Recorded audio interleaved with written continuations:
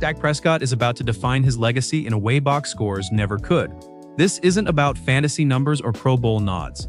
It's about whether the quarterback of America's team can finally own the moments that echo inside Jerry World long after the clock hits zero.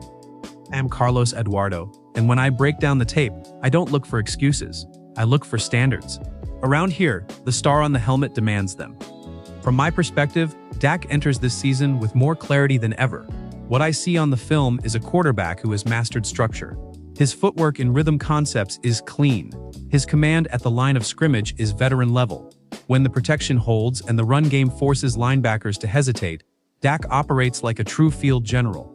The triple threat, efficient ground attack, quick game timing, and selective deep shots is where he thrives. But here's the truth Cowboys fans don't always want to hear.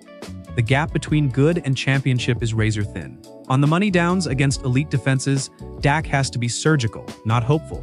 Not aggressive for the sake of aggression. Surgical. If I'm being honest, the interceptions that haunt this team usually come when discipline breaks down, either in protection schemes or in decision-making. And that's why I believe next season will be defined by restraint and sequencing.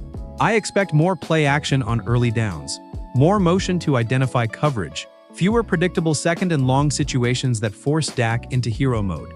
Legacy matters here. Tom Landry built a culture of detail. Roger Staubach delivered when it was chaotic. Troy Aikman didn't blink under the brightest lights. That's the lineage Dak plays under. He doesn't need to copy them, but he must embrace the standard. Control the game when it tightens. The NFC East isn't forgiving. The Eagles bring pressure and swagger. The Giants are physical up front.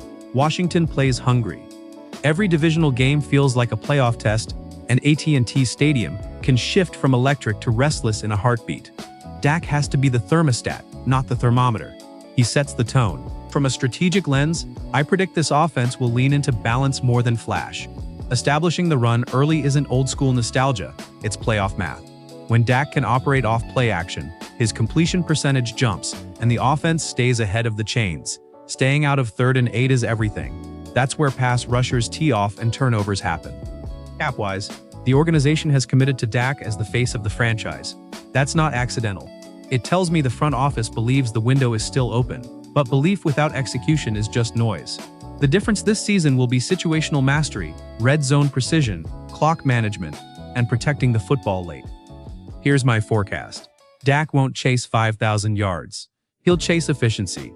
I see a quarterback trimming risk, trusting his defense, and picking moments to strike deep rather than forcing them. I see an offense built to travel in January. Physical, controlled, and capable of closing. Because wearing the star isn't about being good enough.